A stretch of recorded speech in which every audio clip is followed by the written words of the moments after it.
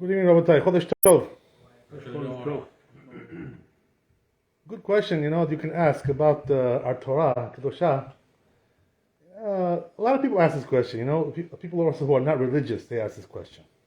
They say, what does Hashem need all this for? All these halachot, these laws, these rules, kashrut, this, tarat mishpacha, all these things. What does he need it for? Why does he have to give us so many rules, so many laws? What's the purpose of all this, Let him just be nice to us, we'll be good to him. Good heart, we love him, he loves us, and that's it. What else do you need? That's all. Why do you need all these halachot, all these mitzvot, taryag mitzvot? What's the purpose of all these things, So the truth is that there's a lot to explain about this. There's a lot to talk about when it comes to this issue. It says in the Zohar Kadosh, first of all, there's the Mishna, right? Before we get to Zohar. It says, right, Rabbi Hanania ben Kashomer, Azak Kadosh Baruch Hu, Zukot Yisrael, Lefi Hachil Ba Lahem Torah Mitzvot. So what does that mean? That means HaKadosh Baruch Hu, the reason why he gave us so many mitzvot, so many halachot, is he wants us to have a schar, to have reward.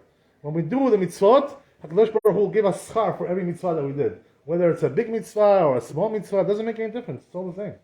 So that's why he gave us a lot of mitzvot, to give us a lot of schar, to give us a lot of reward. Because in this world, there's no schar mitzvot. That's what it says, right? In the Chazal, in the Talmud. It says, right, over here, the reward for the mitzvot, you don't get over here the reward for the mitzvot. Over there, in Olam Haba, you get the reward for the mitzvot. Over here, almost nothing, almost zero. Yeah. Over here, it's like, a little bit something, a little bit.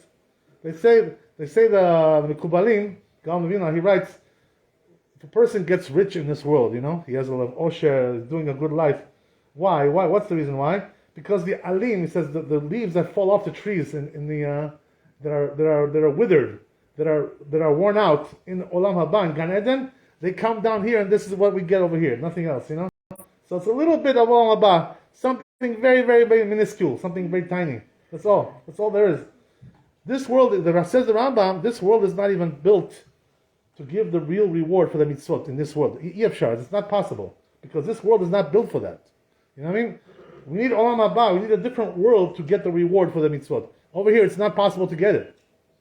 This world is not built for that. It's a Olam HaSheker, It's all Tumah, it's all Sheker, it's all lies. You can't get over here the proper reward for the mitzvot that we do. So who does he give the reward to here in this world? To the Resha'im, to the Avodah Zarah, the ones who are doing Avodah Zarah. He gives them here the reward over here in this world for the little things that they did, the little mitzvot that they do, the little zechuyot that they do, they gives them over here, the Resha'im. Right? Whether it's a Rasha Goy or it's also Rasha Israel. If he's a big Rasha Israel, also, he doesn't have a Chelek L'Olam Haba because he has to do all kinds of sins. They give him the reward over here, and then over there he has nothing left. That's all. Everything is used up. Okay, fine. That's according to the Pshat, according to the simple meaning, right? But says the Zohar Kadosh something else. Why do we need so many halachot? So many details that we have to fulfill every halacha. Shulchan Aruch, Rambam, Talmud, this, that, right? All these kinds of books. Yalkut Yosef. What do we need all these books for? What's the purpose of that? It's too much. It's too strict. What do we need it for? So the Zohar Kadosh. This is the most important thing that HaKadosh Baruch Hu gave us in this world. Keep the halachot. You know why? Because once Adam HaRishon, he sinned. Chet Amad Adam HaRishon. What happened was that the world fell into tumah, fell into klipot. So therefore, if a person lives in this world without keeping halachot, he's also falling into the tumah, also falling into the klipot. The only way to avoid it, just to stay out of the klipot, is to keep the halachot. When you keep the halacha, you go above. That's it, right? So the klipot cannot touch you. When a person keeps every halacha, nobody can touch him. Nobody can bother him. He's perfect person, Adam Mushlam. Tamim. Ish Tamim, right? That's what it is. So when a person is like that, people cannot touch him. So that's the way it is. In this world, in order to protect ourselves from the klipot, from the tumah, the only way to do it is by keeping every halacha. This is the way to do it. So when you keep the halacha, you're safe. Baruch Hashem. Nothing can touch you. That's why you see, with David HaMelech, David HaMelech was not just a politician, politics. That's not what he was. He was tzaddik, tzaddik and hasid. So what made David HaMelech such a hasid, tzaddik? Because he kept all the halachot, everything.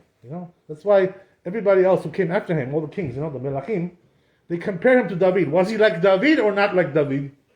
That's what they say, That's what they compare. Why? Because David was perfect. He kept every halacha. That's what it was. There was nothing they didn't keep. He was perfection. You understand? That's why it says, right, that, what does it say in the homage, by the way? It says that if you go out, if you keep the mitzvot, when you go out to the war to make the milchama, what's going to be? One Jew is going to chase 1,000 enemies, 1,000 goyim. One Jew against 1,000. Why? Because he's perfect. He keeps all the halachot. So nobody can touch him. Nobody can harm him. When you're perfect, nobody can touch you. No enemy can touch you. No tuma, no goy, no avodah zarah, no nothing. Not the government, not the IRS, right? Not the Department of Justice, not the FBI. You see what they're doing today. They cannot touch you. Nobody can touch you when you're keeping the halachot. That's what it is. So what happened? When did David HaMelech, when did he really fall? He lost his malchut. You know when? When he sinned with Bathsheba. There was a little bit of a sin there. It wasn't really a sin. Says the Gemara, it wasn't really a sin there, but there was something there. A little bit something not proper, immoral thing to do. So therefore, HaKadosh Baruch Hu punished him right there when he stopped keeping the Torah 100%, like always he was. That's when he fell down. So you see from there, right? That's the whole thing. So if you keep the halachot, nobody can touch you. You're safe from all the klipot, all the tumah, everything. But when a person doesn't keep the halachot, and he falls into the klipot, he gets harmed, That's why people, lo aleinu, they're telling you all the time, oh, I'm sick, I have to go to hospital, I have this disease, I have this problem. Why? Because they're not keeping the Torah. This is the reason why they're getting sick, unfortunately. You shouldn't think, by the way, it's for nothing, just a coincidence. No, it's not coincidence. If a person gets sick, he has to do teshuvah, and say, oh, chatati, abiti, pashati, I sinned. What do you think? What, it came for nothing? No, nothing comes for nothing. And that's the way it is, So a person has to understand that when a person, so this is the whole thing, When a person keeps the halacha, he keeps him out of trouble in this world. Because olam hazeh, what it is? Olam hazeh, it's olam shel tumah, it's klipot over here. Because Adam HaRishon, when he sinned, everything fell down. It went down. So this is not a good world here that we're living in. So therefore you have to keep the halachot to stay above. The only way. I'll tell you something interesting.